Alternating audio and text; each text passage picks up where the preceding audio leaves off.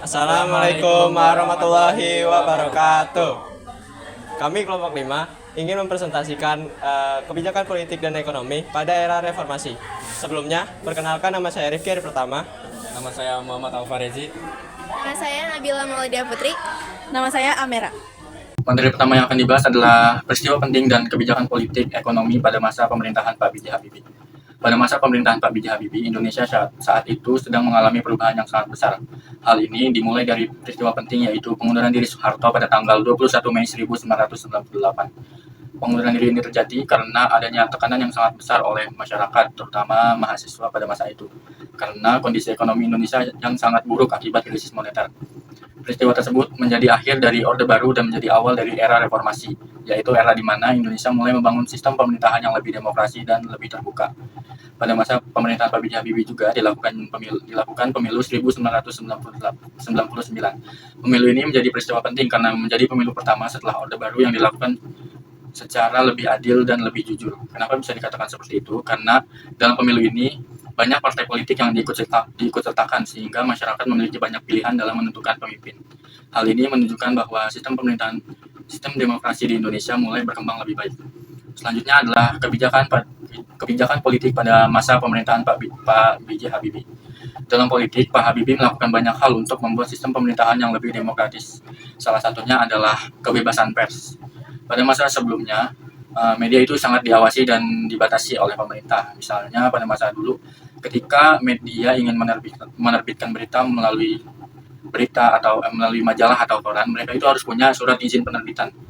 Sehingga kalau ada isi berita mereka yang tidak disukai oleh pemerintah, majalah, koran, atau berita mereka bisa dihapus, sehingga mereka tidak bisa menerbitkan berita mereka.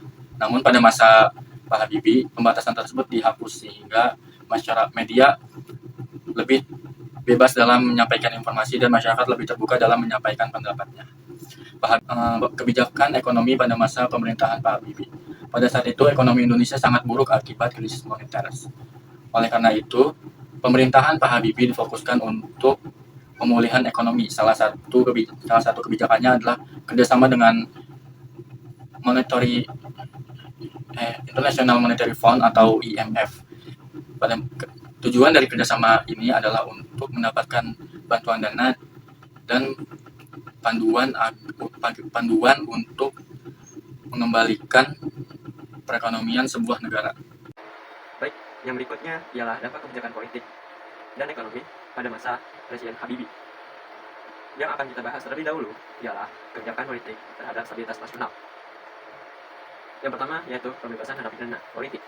Pembebasan narapidana politik menjadi salah satu komitmen pemerintah terhadap demokrasi dan hak asasi manusia. Dampak positifnya ialah citra demokrasi dalam negeri itu akan membaik, dan namun perbedaan pendapat mulai muncul kembali dan menimbulkan ketegangan di tengah masyarakat. Oke, yang kedua ialah penyelesaian masalah di Timur Timur. Pemerintah telah memberikan penentuan nasib sendiri pada rakyat Timur Timur melalui referendum. Dampak positifnya ialah Indonesia di mata internasional menjadi salah satu negara yang menjunjung tinggi prinsip demokrasi. Namun, konflik dan kerusuhan pasca referendum menimbulkan kegoyahan stabilitas keamanan nasional. Yang berikutnya ialah dampak kebijakan ekonomi terhadap stabilitas nasional. Yang pertama yang kita akan bahas yaitu kerjasama dengan IMF. Kerjasama dengan IMF dilakukan untuk mengatasi krisis ekonomi pasca Orde Baru. Dampak positifnya, stabilitas ekonomi mulai pulih dan inflasi dapat dikendalikan. Namun, sejumlah kebijakan IMF menimbulkan ketidakpuasan masyarakat terhadap kebijakan tersebut karena dianggap memberatkan masyarakat. Yang berikutnya ialah upaya meningkatkan nilai rupiah. Pemerintah melakukan berbagai kebijakan untuk menstabilkan nilai rupiah. Dampaknya, nilai tukar rupiah berangsur stabil dan kepercayaan investor meningkat, sehingga tekanan ekonomi nasional berkurang.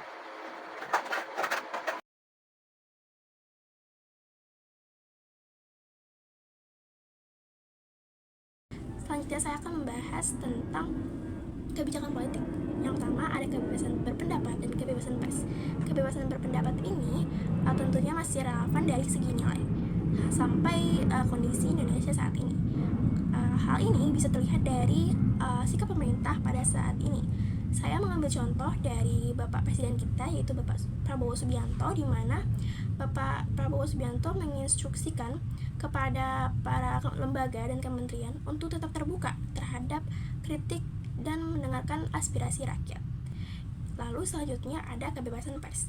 Kebebasan pers ini tentunya masih relevan hingga saat ini, karena saat ini kita bisa merasakannya, di mana media dan jurnalis menjadi pengawas atau kontrol sosial untuk membuka isu-isu publik, di mana seperti korupsi dan juga penyalahgunaan kekuasaan.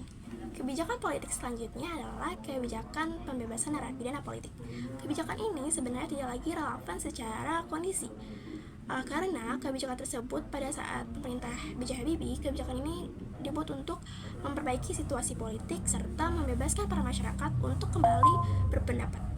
Nah, jika kita lihat secara nilai, kebijakan ini sebenarnya masih relevan, sangat relevan malah, karena kebijakan ini menjunjung tinggi kebebasan berpendapat serta penghormatan terhadap hak asasi manusia. Selanjutnya saya akan membahas kebijakan ekonomi. Yang pertama itu ada kebijakan independensi Bank Indonesia. Kebijakan ini pada saat pemerintah B.J. Habibie sangat terkenal dan sangat penting. Dan kebijakan ini masih relevan hingga sekarang, karena Bank Indonesia sampai sekarang masih berperan menjaga stabilitas harga dan nilai tukar rupiah agar tetap stabil di era tantangan global ekonomi. Dan untuk gampangnya dimengerti, kalau dahulu Bank Indonesia itu untuk memperbaiki sistem ekonomi yang sedang krisis, sedangkan untuk sekarang Bank Indonesia itu digunakan untuk menjaga dan mempertahankan stabilitas nilai harga dan tukar rupiah di tengah tantangan global. Yang selanjutnya adalah kebijakan penguatan lembaga ekonomi. Penguatan lembaga ekonomi ini masih relevan. Nah, jika dahulu kebijakan ini itu digunakan untuk memperbaiki sistem ekonomi yang sedang krisis, sekarang kebijakan ini lebih mempertahankan lembaga-lembaga ekonomi agar tetap stabil. Selanjutnya, mengenai pengaruh kondisi politik ekonomi terhadap pariwisata. Dari sisi politik, tantangan terbesar pada masa pemerintahan B.J. Habibie adalah krisis kepercayaan internasional. Pada masa pemerintahannya, Indonesia mengalami ketidakstabilan setelah runtuhnya Orde Baru. Kerusuhan Mei 1998 dan konflik di berbagai daerah yang membuat citra Indonesia di mata dunia memburuk. Banyak negara di Eropa seperti Australia, Amerika Serikat, dan Inggris mengeluarkan travel warning bagi warganya. Dampaknya, wisatawan mancanegara di Indonesia pada saat itu menurun drastis karena faktor keamanan. Ditambah lagi dengan asuransi perjalanan mereka yang tidak berlaku. Situasi juga semakin diperburuk dengan sorotan internasional terhadap referendum Timor Timur tahun 1999 yang membuat Indonesia semakin dianggap tidak aman. Karena itu, pemerintah lebih fokus menjaga kepercayaan dunia, salah satunya dengan menunjukkan Bali sebagai daerah yang relatif aman, sebagai strategi bertahan agar pariwisata pada saat itu tidak mati total. Namun di sisi lain, kebijakan Habibie yang membuka demokrasi seperti kebebasan pers dan pemilu 1999 mulai memperbaiki citra Indonesia secara perlahan di mata internasional. Selanjutnya, dari sisi ekonomi. Pada saat itu, Indonesia sedang mengalami krisis moneter yang cukup parah. Nilai rupiah melemah drastis, inflasi meningkat, dan investasi menurun. Kondisi ini berdampak langsung pada industri pariwisata. Banyak hotel dan maskapai yang harus menanggung biaya operasional yang cukup tinggi, terutama karena memiliki utang dalam dolar AS dan bergantung kepada barang impor. Akibatnya, banyak usaha pariwisata yang mengalami kerugian. Meskipun pada saat itu Indonesia menjadi lebih murah bagi wisatawan asing, jumlah wisatawan asing di Indonesia pada saat itu tetap menurun karena faktor keamanan. Di dalam negeri, daya beli masyarakat juga menurun akibat inflasi, sehingga pariwisata domestik pada saat itu ikut melemah karena masyarakat lebih fokus pada kebutuhan pokok. Selain itu, anggaran pemerintah pada saat itu juga terbatas karena lebih diprioritaskan untuk pemulihan ekonomi dan bantuan sosial, sehingga promosi pariwisata ke luar negeri menjadi berkurang.